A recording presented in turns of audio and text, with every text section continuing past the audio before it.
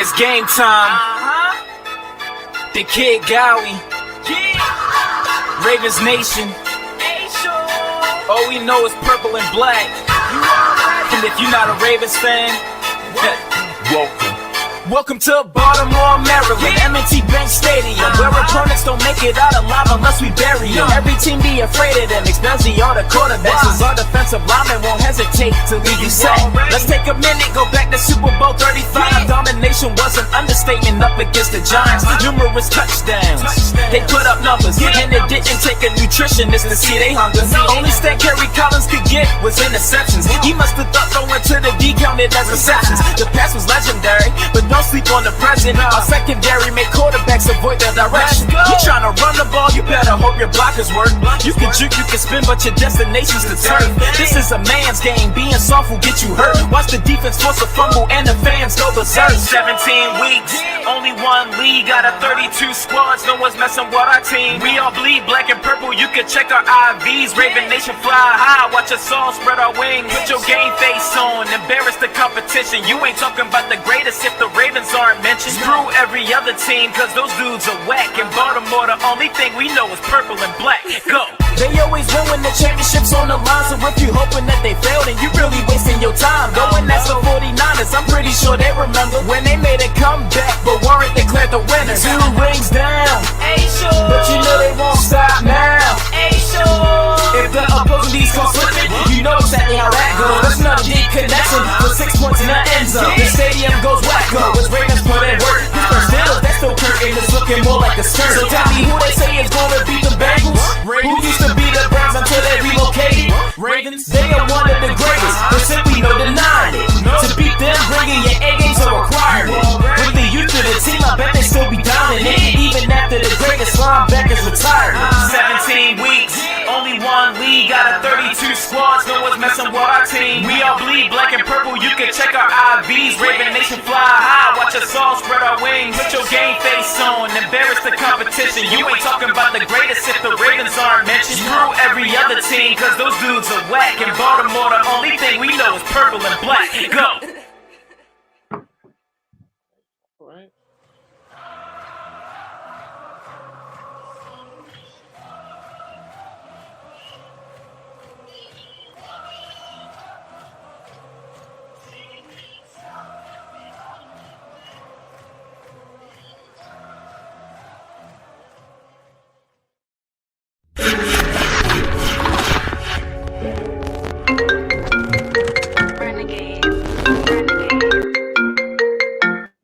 Okay. Guys, for some reason I have an echo somewhere. I think. I'm not sure. But anyway, thank you everybody to joining here the live stream today with special guests. Lional, Dalton. By the way, if you hear the echo, just let me know, guys. But hey, special guests here, Lionel, Dalton. How you doing, sir? Good. How you doing? Oh, I think I lost you. Yeah. Oh no, I'm here. Can you hear me? I can hear you, but I can't see you. Oh no. Well, we can see you. We can still see you. Me, okay.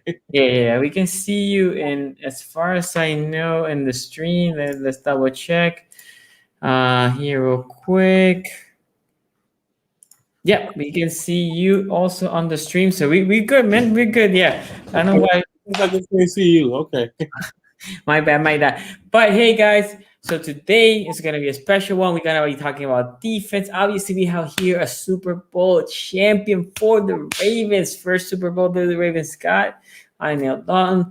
And we're going to discuss the defense. Again, the defense be a top 5 defense. Also, Lionel has his story that he wants to share with us. So that's also important. At the end, if you want to be part of the show, then we're going to have callers, and then you can have the call-ins here, and Mr. Dalton will be part of those. So make sure to text later when I put that number. So let's go ahead. Before that, let's do a quick roll call. Thomas Morgan, shout out to you. Paul Masick, Baltimore sports fan, Mary Sagler, Team Ramy, the Charm City player, Terrence H, Team Ramy, shout out to all of you. And the ones that haven't been commenting, make sure you like, subscribe, and comment if you want to help the show. Okay.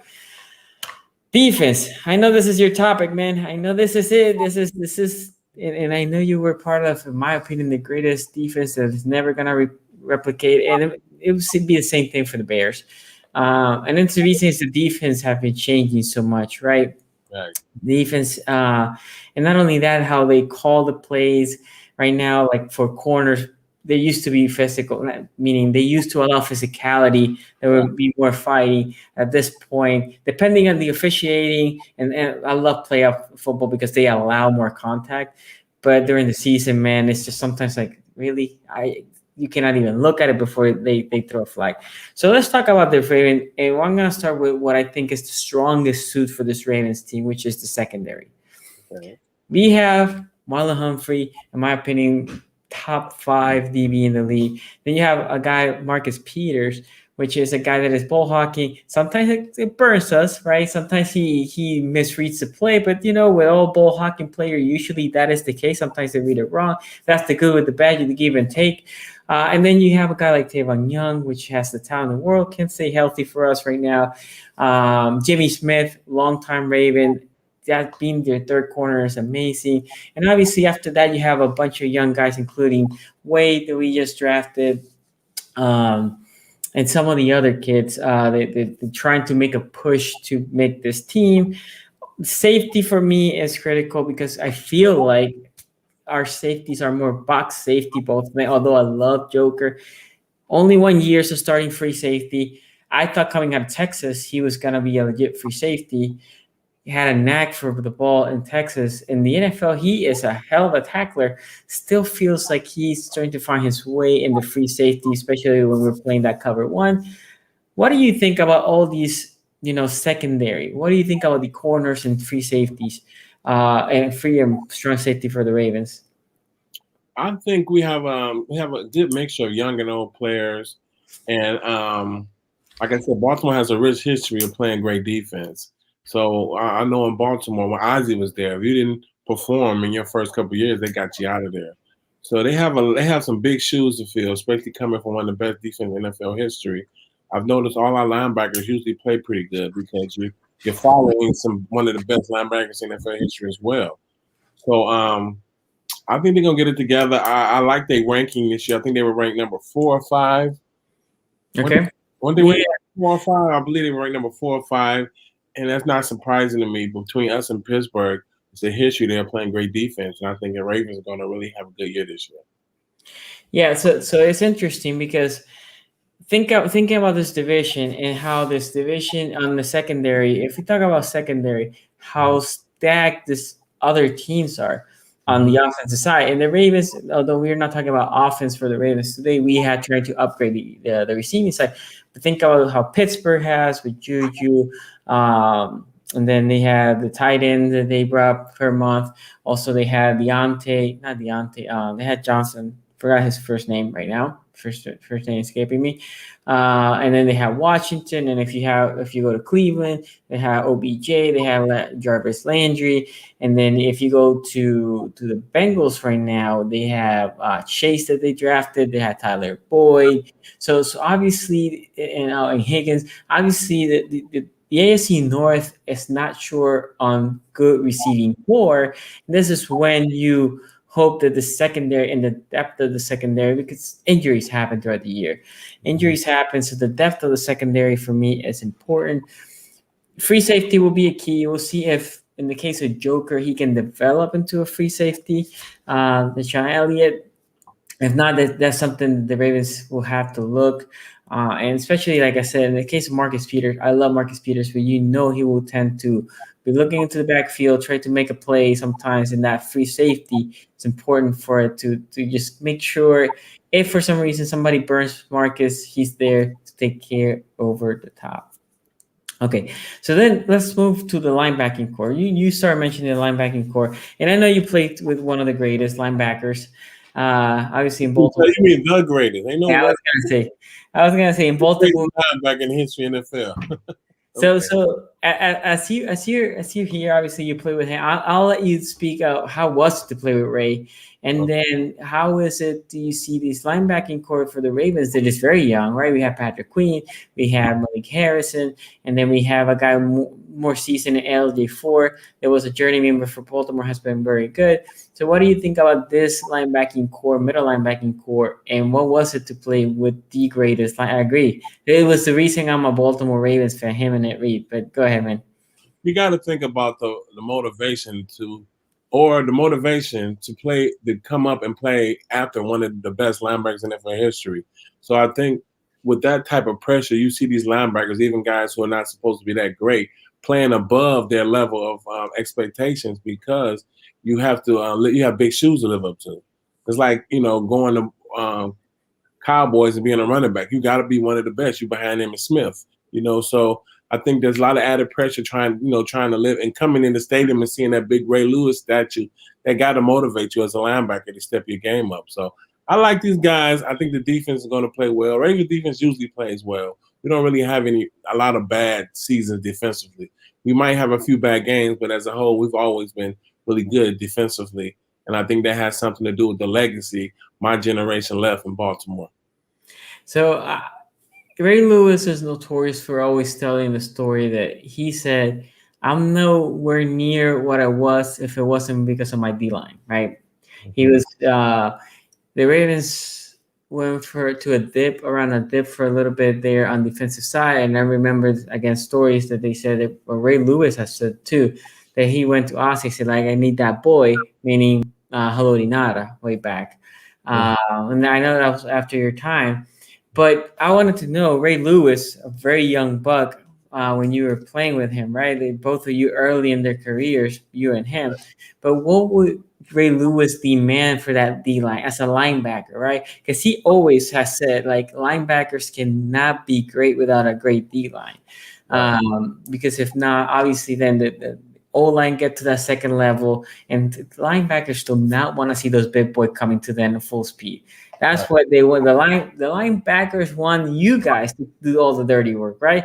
And they come and clean it up and get all those tackles there, like 8 or 9, and you see those D tackles with 1 or 2 tackles, and you're like, D tackles doing nothing. The D tackles are doing all the dirty work. The linebackers getting all the glory. So, but I want to know, how will Ray Lewis approach it to you, D tackles?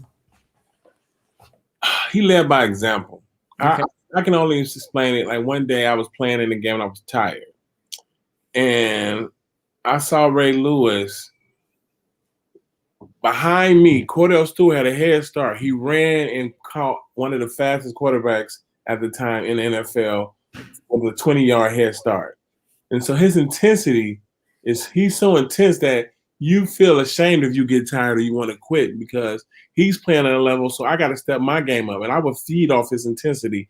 And that helped me, I believe, as a player, just being around somebody who plays the game at the level that he did. And he actually, he was more of a lead by example. He's talked a lot, but he led by example. And that's what I respect more than somebody who talks, somebody who leads by example. And he left it on the field. And I felt that I wasn't doing my job. I didn't leave it on the field, because if this great player can leave it on the field, why can't I? Okay. Yeah, so that's something also I heard before from players, that Ray Lewis, it was always intense. And you can see it, right? Like being in M&T Bank Stadium, I went to when Ray Lewis used to play, and you can see that guy when he was there. You can feel it. Right. You understand. So imagine being right next to him, watching him smash and running back. You just get fired. Sometimes you have to stop.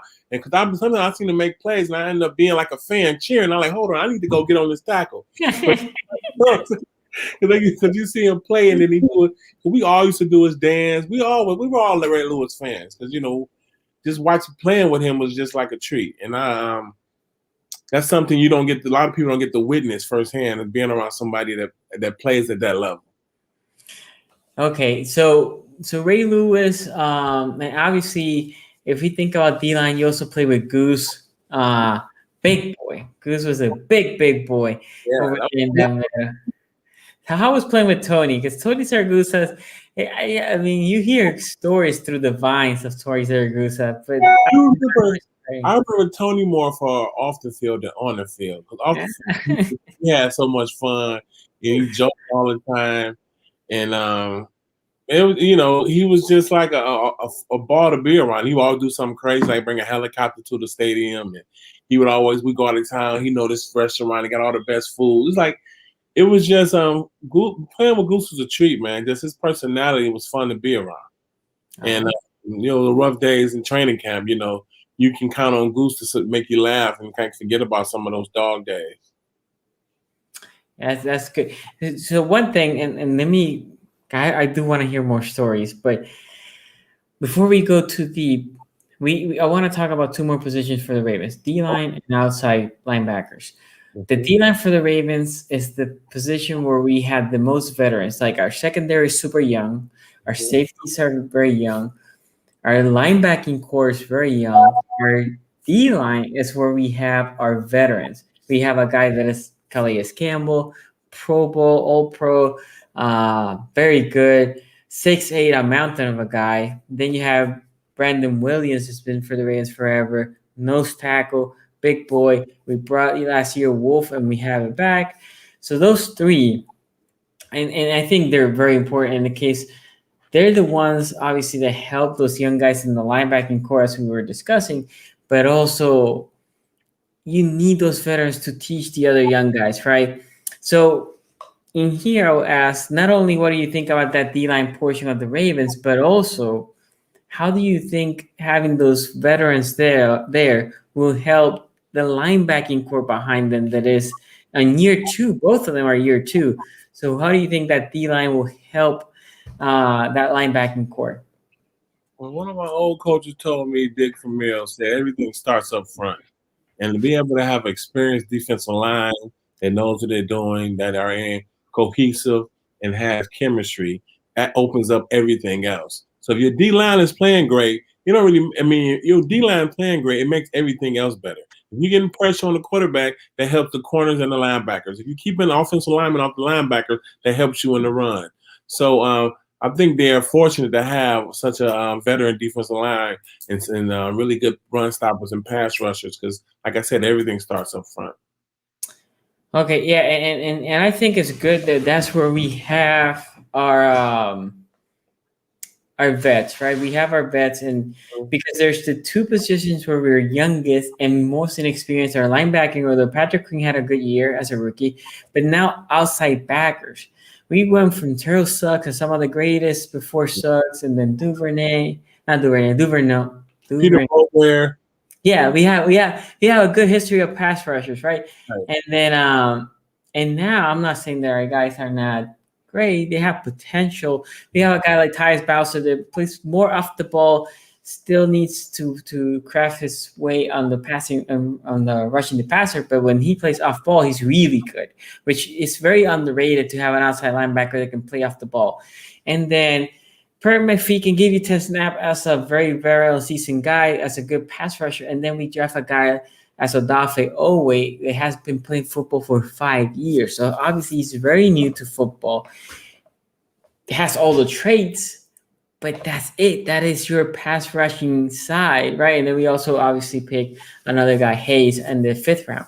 But your pass rushing side right now is a 4-year guy that I think his career high is 3 or 4 sacks. And then Per McPhee, which is 30-something years old, been in the league, it basically plays limited snaps, and 2 rookies. That is your outside rushers. Obviously, Ravens lately have been pressuring and getting sacks by blitz. Right. Ideally, you don't want to live in that. You don't want to live blitzing 50-something% of the time because you're putting a lot of pressure in your corners. But saying that, what do you think about how can these young guys make an impact on, in my opinion, by the way, and I'll start with this. One thing that they have to do, the young guys, is maintain that edge containment, maintain good solid on the running side, because right now our money is on the corners. But if we start letting running backs leak on the outside, and now we have to bring the safeties in also to help on the run, it's going to be hard for the corners to contain the passing game. So I want to know, what do you think about the outside linebackers? How can they contribute, all being so young, to this team? I think they benefit from having a great defensive line. And I know in Baltimore, we pride ourselves in defense.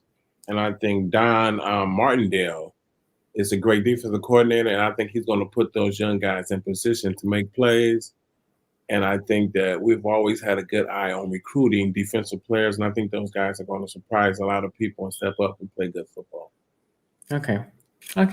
Yeah, I'm hoping Jason Owe specifically it becomes that guy, because we don't have that guy. And if we get a guy on the outside, they can rush the passer with that secondary and the interior D line that we have, I think this defense can be special.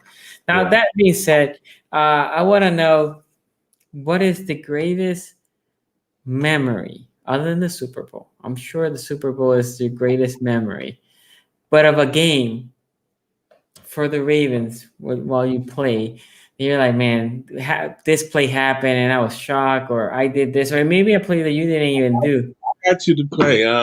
It was Tennessee Titans on the playoffs before the Super Bowl. Okay. And I was talking to a reporter, and I said something about Eddie George better take his panties off. And they actually printed it. I was being funny with the reporter. They actually printed it. So I gave them some locker room motivation, and Marvin Lewis was on my butt about saying that. And we went up there, and it was the field goal that I jumped off sides, and he missed it. I don't know if you remember that. Yeah. He missed it. And then the next play, Keith Washington said, just do this, and I got you. I'm going to block this. We already planned he was going to block this. So my thing was I had to blow up my guy and his guy, and he looped around me. It wasn't even a call. We did this on our own. We've been playing around it in practice, and we were doing it on scout team defense, and it worked. But we did it in the game, and Keith Washington came through, blocked the field goal, saved my A. Because I wanted to go to the sideline and hear Marvin and Brian Billy's mouth for jumping off sides, and they missed the field goal. We blocked the field goal, and that was like the highlight. That was the highlight of my season, because he kind of saved my butt right there. So you're saying you screwed up on jumping off sides, but it came great because obviously he missed, but it was even better on the other side because we blocked and got it back and returned it, right? Yeah, I think Anthony, that the one Mitchell jumped on. Anthony Mitchell picked up and ran.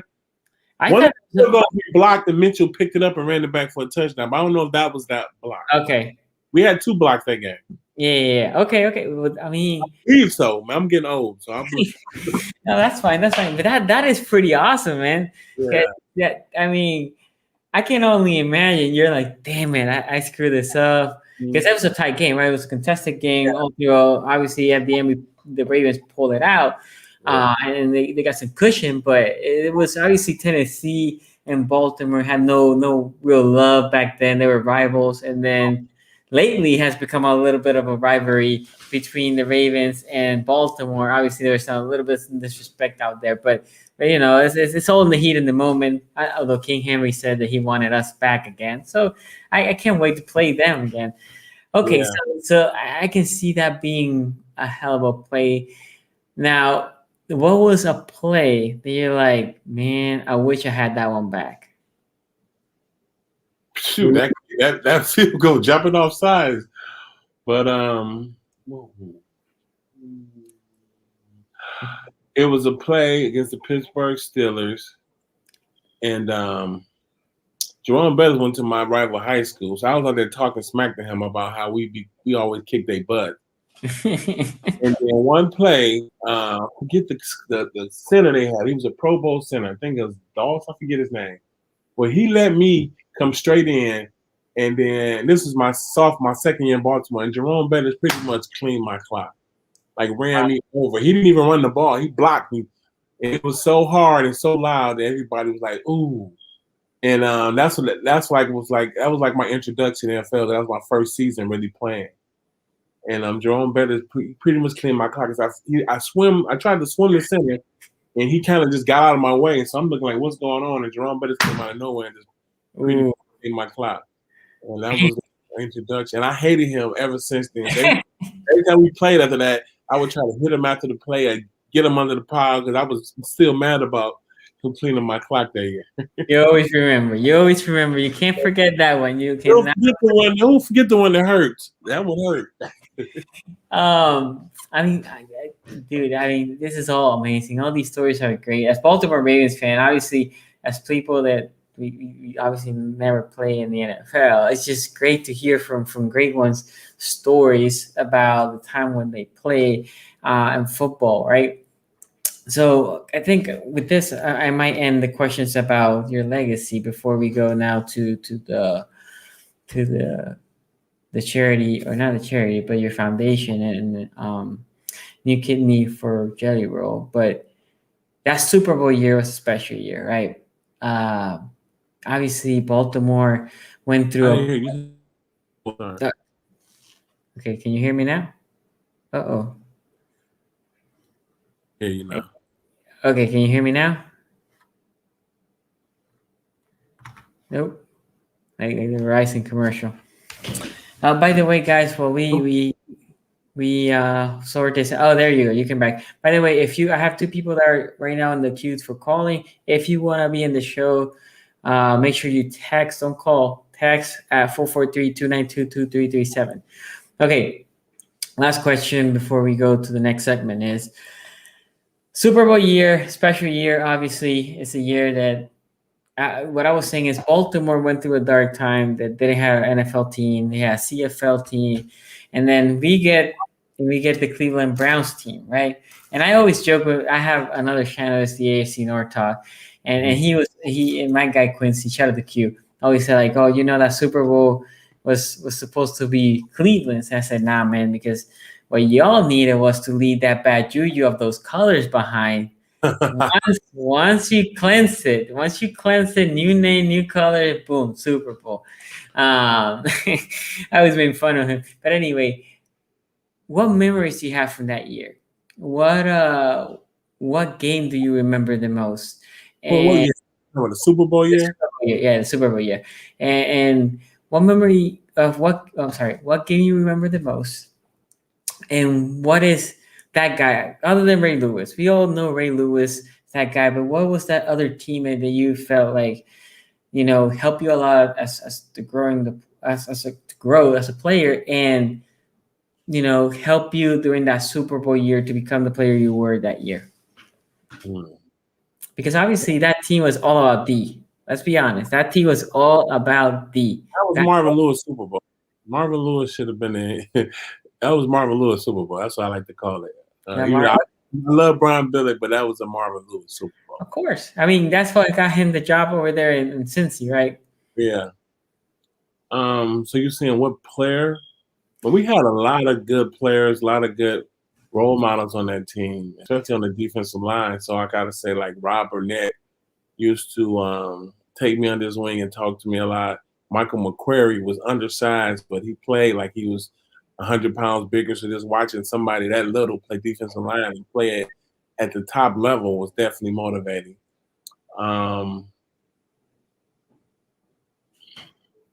Just being around Rob Woodson, the great, was like, you know, I used to look up to him. I used to play with him on Tecmo Bowl. Now he's playing with me.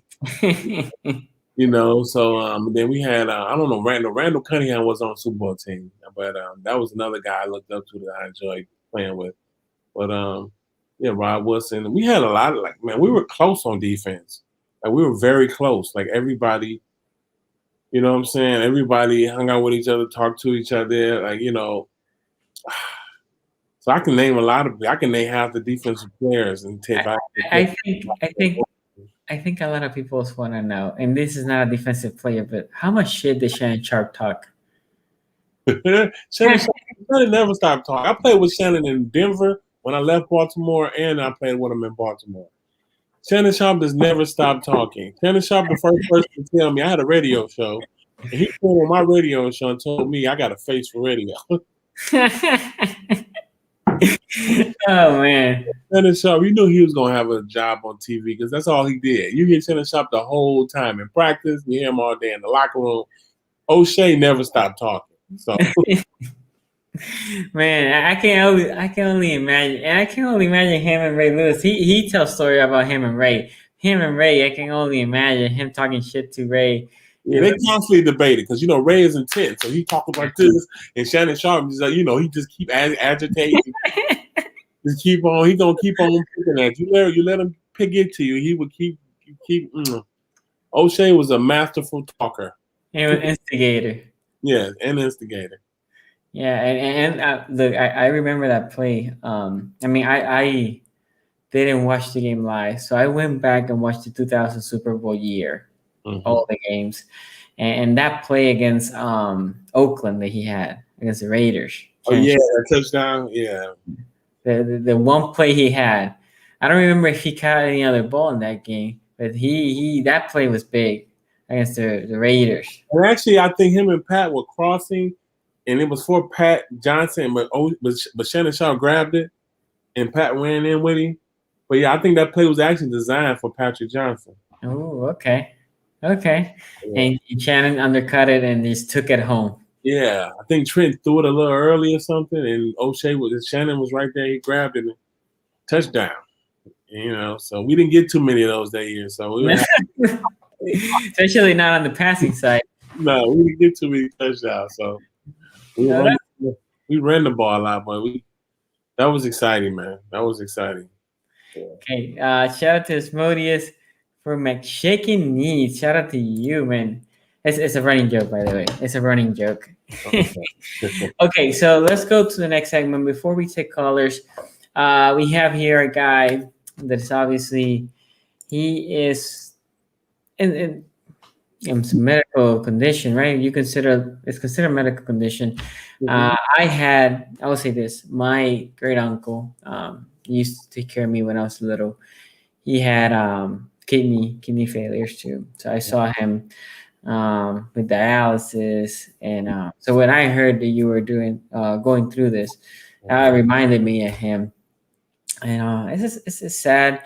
I know you're a warrior. I can see, like I was telling you before the show, all the LBs that you have been shedding. You look amazing.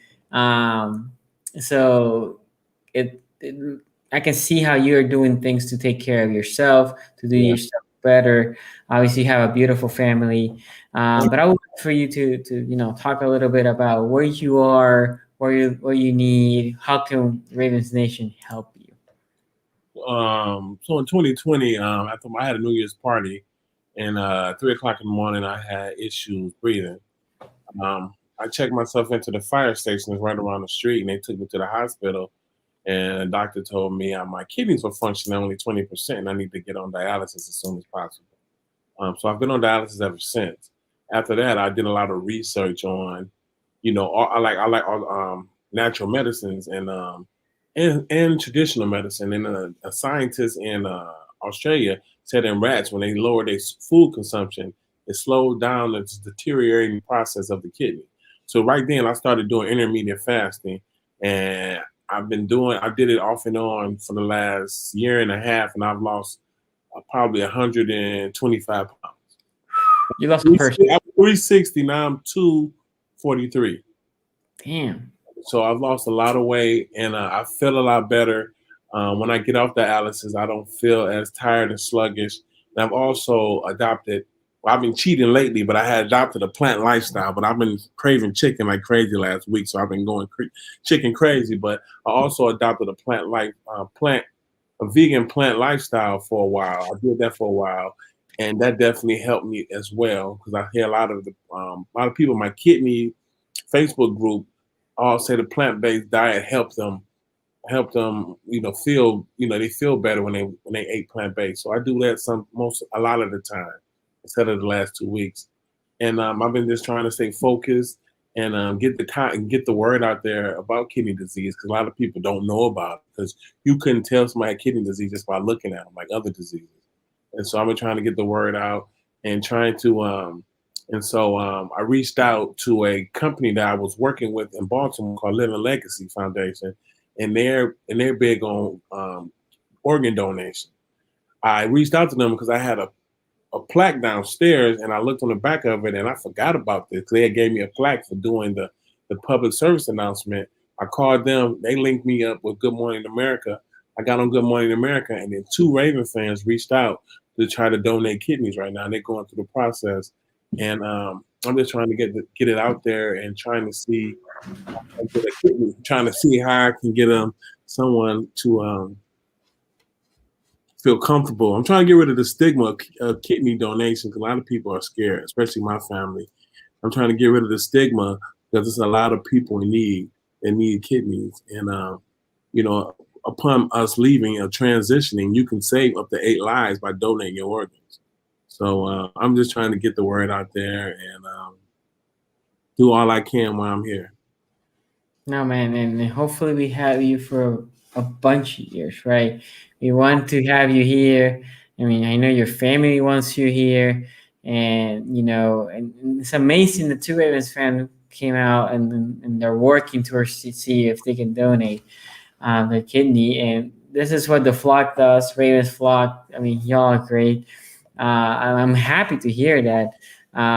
The Ravens family is stepping up in that way, and I think it's very important for people to know, like you were saying, from kidney disease, because I mean we all know about the other disease that we talk about, right? Cancers, Right. and I'm not saying cancer is not bad. I have family members also that went through that, but kidney is something, like you said, not a lot of people talk about.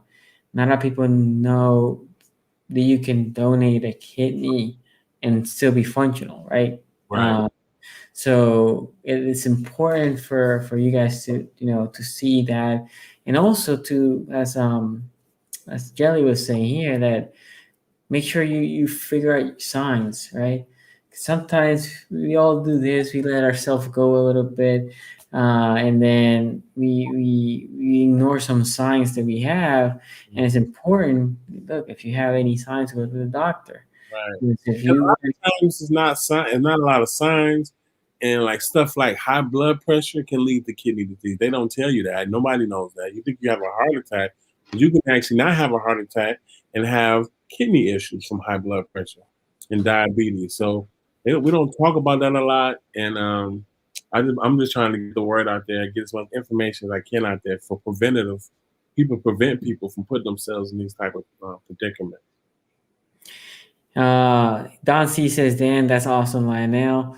Never heard that story, man. Prayers. And then Tanya says, best wishes to you, Lionel. I'm at work in the dialysis unit now. Okay, that's a nurse. Tanya, you're a nurse, and if you are, I'm assuming you work at the yeah. dialysis center. By the way, guys, this is so down in the description below. You can see everything from. Make sure you follow Lionel on Twitter. Also, check out his website with a lot of good information here. Also, more about his story, the NFL, personal, family, stuff about the kidney donation, information about kidney disease. So go check that out. Okay, so yeah, Tanya is a nurse. So shout out to you. Thank you for everything you do, Tanya. I know we have gone back and forth about. She is amazing football follower. I will say this, and she keeps me honest. Okay.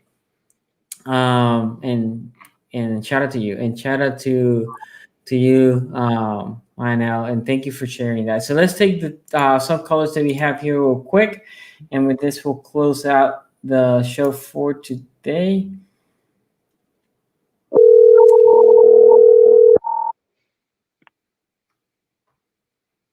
Hello.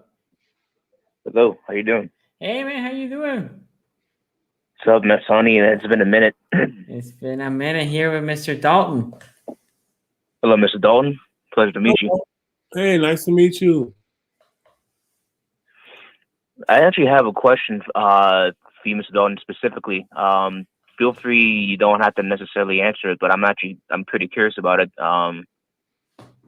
First and foremost, before I ask the question, I want to say, anyone. First of all, thank you for being on the Ravens, my absolute favorite team. But anyone, I feel like anyone who's ever been in the NFL, and then even more specifically, anyone who's won the Super Bowl has achieved what is essentially what some of the highest accolades you can achieve in life. Mm-hmm. My understanding and experiences in my own field is those roads of glory are often paved with a lot of sacrifice, a lot of trials and tribulations. Yeah. And sometimes moments where you feel like you don't want to pursue any further. Has that ever happened to you? And if you are willing to, would you be willing to share it? Is it part? You saying is it a time in my career that I didn't want to pursue it any longer? Like, has there ever been a time where football just got so tough that you're questioning, whether or not you still want to stick with it?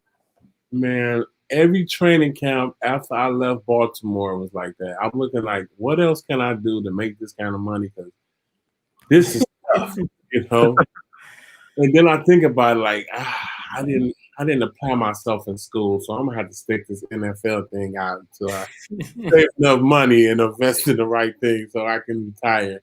But my 9th year, I retired. They offered me a contract in Oakland because they had just got rid of Warren Sapp. And I looked at my wife and I'm like, I'm tired. I don't want to play anymore. It's my 9th year. I wanted to get 10 in, but I was just tired after my 9th year. And I just said, I just came back from a high ankle sprain. And I was like, you know what? I'm tired. I don't want to do this anymore. So I kind of just retired. It was like my 9th year when I retired because I was just tired of putting my body through that training camp. The training camp was rigorous. I can totally hear that.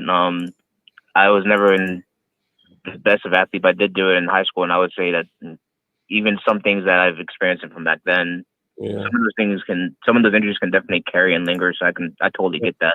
Yes. I actually quit twice in high school. Really? I don't know people that story, but I quit football twice. My freshman year, and I quit my sophomore year. But my mother. My father wasn't in my life, so my mother gave my coach a key. He would come and drag me out of my house and make me play football. And I thank that man every day when I see him now because it led to an NFL career. But I tried to quit football twice. So, yeah, it's tough, man. That's fantastic, yeah. So, yeah, it's definitely tough on the body. My son going through it now. He plays for University of Houston. And he's calling me, asking me for any tricks of the trade, how to deal with pain and inflammation. And what position is he playing? He plays outside linebacker for University of Houston. Ooh, we need to keep reading some of those here in Baltimore, so maybe he'll be here. I hope he. I don't know if he. I don't know if he played because I did. I don't know if it's as much as me as I did. But I was trying to feed myself. He had a different lifestyle than me. He grew up with an NFL dad, so he had a lot more luxuries than I had growing up. So. I got you. So, I don't know if he's playing for. Go ahead. Sorry, I was saying you're saying that he's having issues of inflammation. Yeah, he having like with his knees and his ankles. He gets inflamed sometimes after practice. He gets in the ice tub, but he still has little cracks and stuff. And he's going to the chiropractor. Yeah, he does have inflammation in his ankles. And like he can't get rid of the inflammation in his ankles, no matter how much ice and stem he uses. It doesn't help. He's trying to ask me what can he do, and I'm like, talk to your trainer. I'm not a doctor. Talk to your trainer. So there's one suggestion that I have. Okay. I'm not a doctor either, but it's something that I've got that I've heard about recently, and it seems to be backed up by some medical professionals. So I can't get the number exactly, but it's the balance between omega-3 and omega-6 fatty acids. So the American diet, with the way that a lot of the agricultural and the foods that just come out, right? A lot of them are I want to say it's omega-6 is the bad one, and for American diet, it's like astronomically out of whack. So normally you would need I think it's 8 units of the bad for 1 unit of good, and then the one omega that one amino acid will block off the other one, and so it will limit the effects. In America, it's something like 600 to 1. So a lot of people have problems with inflammation, which results in other medical problems like high blood pressure, could result in some organs having issues, and it's all over, like sometimes rheumatoid arthritis. So I would definitely my recommendation is diet. So you're saying how do you correct that? You're saying is by changing the diet? Yeah, look at omega-6 fatty acids and then look at omega-3 fatty acids. One of them is more beneficial. So you'd be eating things like fish oils, avocado. I think peanut butter is okay. Be less so like red meats. It'll be also definitely looking at how things are grown. So if there's like pesticides and things of that nature in there, then that could definitely affect it as well. Yeah, that makes sense. So somebody, I would say this: if you find the whole information, tag us on Twitter. We'll read about it. Yeah, for sure. I don't actually have a Twitter, but so I can go ahead and just send it to me. I'll send it to you, and then I'm on Twitter as well. Yeah, yes, definitely. Send it, and you can send it over to me. Anything else, Asmodeus? I'm assuming you got other people on the line because I mean, we got someone from the NFL here, so I'm gonna go ahead and let them, go ahead and have a turn to go ahead and ask their questions. But thank you for having me. No problem, bro. Take care. Take care. We have a couple more callers, and then we are shutting this puppy down.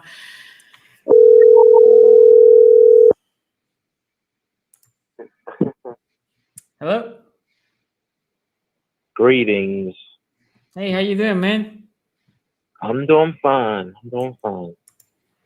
So what's your question? It's about two things. One, about what you said about the Ravens being a top 5 defense. Personally, I don't see it. They can be top 10 because I can think of at least 5 defenses that could be top 5 ahead of Baltimore. 1, Cleveland. 2, New England. 3, the 49ers. Yes, sorry. I'm sorry. You got me off guard with New England. Go ahead. I'm sorry. I understand I understand that you don't like Cleveland, but you cannot lie. Myles Garrett, like, that man's a monster. Even though I hate Cleveland, that Myles Garrett's a piece. So let me say this. Here. Cleveland is a team that needs to prove. I love what Cleveland did. The Cleveland has proven nothing. They have Myles Garrett, and I do love Myles Garrett. Or you can say I hate him because he plays against us. But other than Myles Garrett, they haven't proven anything. The big thing with Cleveland, listen to this. The big thing with Cleveland is their secondary is kind of weak. Although I know they upgraded, where they are the weakest at right now, to their point, is where Mr. Dalton here is to make this money, as in the defensive line in the interior. One thing Baltimore can do, they can run between the tackles. They can exploit that B gap really quickly with Cleveland. Can JOK keep up? Maybe, but he's a rookie. And with rookies, we need to see if they can make the transition to the NFL. The outside rushes for them, I mean, JaVale Clowney hasn't been as great as we thought, but he's pretty good. And then on the other side, Myles Garrett. But, and here's the big but, that is where Lamar Jackson makes his money. He makes people on the outside look stupid. The inside guys, they can, when they rush Lamar, that's what the people that get him, because the pressure to the inside, if it gets quick to him. But that's where Cleveland doesn't have anything right now. So Cleveland is, on paper, they're a good team, but still they need to show it. In the case of San Francisco, they have a nasty D-line. Secondary is okay. And New England, I don't know, man. New England, they need to prove it to me this year, because I don't see any. I mean, when you got someone like Bill Belichick, who's a genius at defense, I mean, let's be honest, we've seen him make a top 10 defense with guys off practice squad, and now he's got some toys to play with. I have no doubt he can make a top 5 defense. But he also had the GOAT, and they didn't really have to go on the field that often. He also had the GOAT on his team for a while. Yeah. One thing, and I was gonna mention that too, because the Ravens defense also has the luxury because we run the ball so well, we shoot the clock, and that keeps the defense fresh. And that was what New England used to do, right? Tom Brady kept that ball, and the defense was fresh. True. Now, okay, let me think of an. Okay, I said like 3 defenses. You said 3. You said 3. Okay, 4th, I gotta go with the Los Angeles Rams. Like they still got a good defense. They lost some pieces, but you still got Aaron Donald and Myles Garrett. Jalen Ramsey. Yeah. And they still got a good Leonard Floyd. He played good. And okay, they're not better than the Ravens.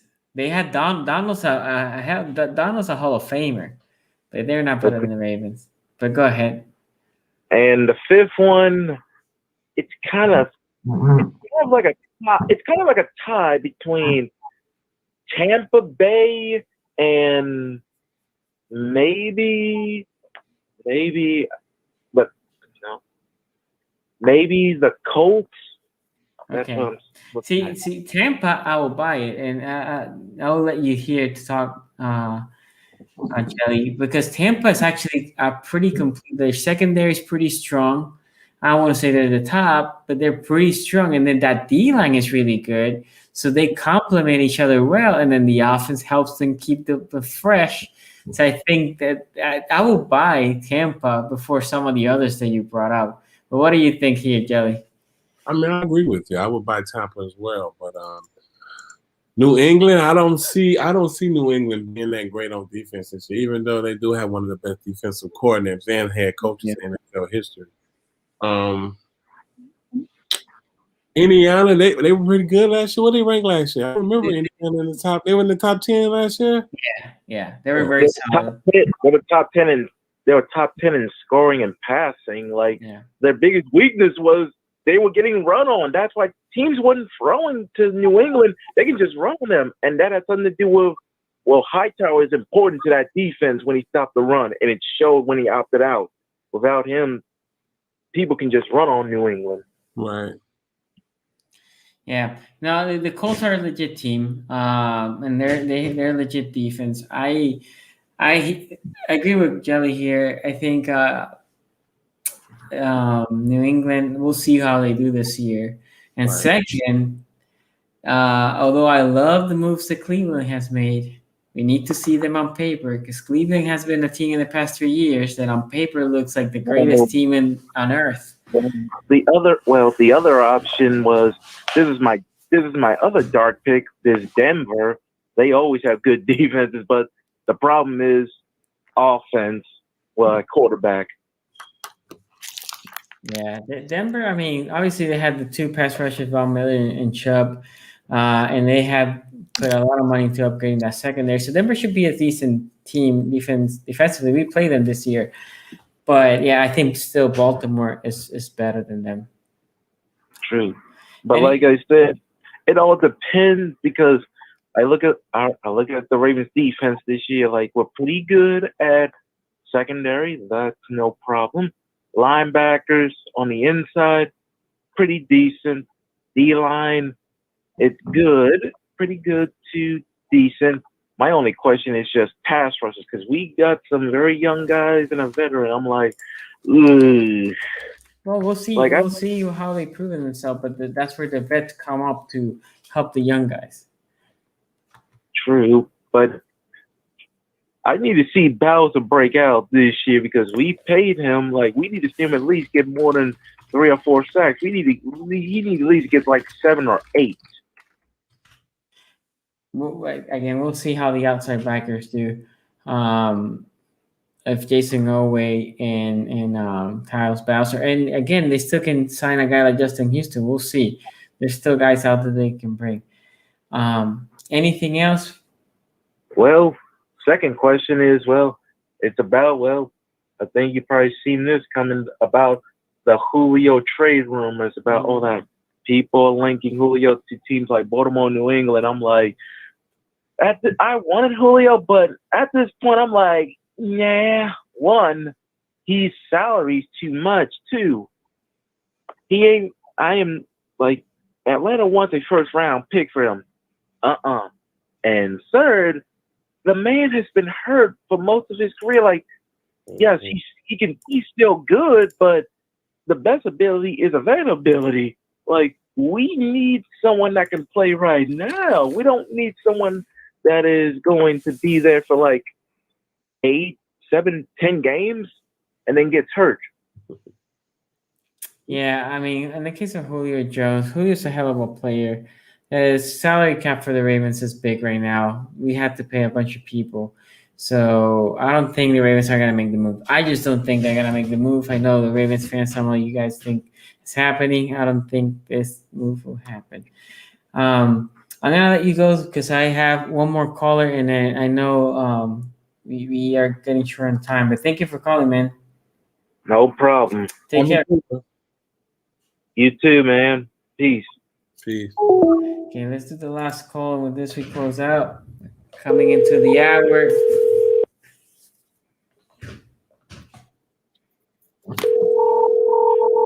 Appreciate you staying for the callers. Oh, no problem. Hello? Hey. Hey, how you doing, man? Good. This is Sean, right? Hello. Yes, this is Sean. Here with Jelly. Hey, what's going on? What's up? Hey, I'm a big, huge Baltimore fan, man. I've been, following that Super Bowl defense when you guys had one of the best defense ever, man. That's a good defense. But actually, I was calling because I follow you on everything, and I was just wondering, like, how can I proceed to to like just go down there and see if I'm a match or anything can help you, because like I have a couple cousins that used to play in the NFL, and they definitely give back to the communities that where they're at, and you guys are some good people. Thank you. You can go to www.newkidneyforjellyroll.com. I think it's a link in the description here too, right? There is. Yep. Yeah, newkidneyforjellyroll.com, and it's a link in there that you can go and it'll pretty much walk you through the process. And I appreciate this call. Thank you so much. No, thank you for taking this phone call. Like I said, and I'm gonna try my hardest, to do what I gotta do. And like I said, I appreciate everything you guys do in the NFL and outside of the NFL too. Okay. I appreciate the call, man. Oh yeah, anytime. All right, thank you guys. Take care.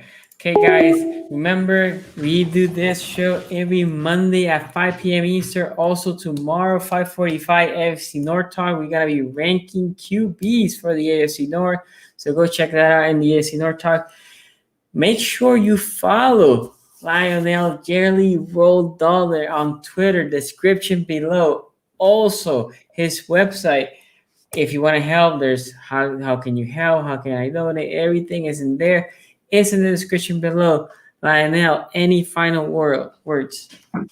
Man, thank you so much for having me on. I appreciate all the Baltimore Ravens fans who have been sending me their support, even if they didn't want to donate. They sent me love and prayers, and I really appreciate that. Me and my family really appreciate that.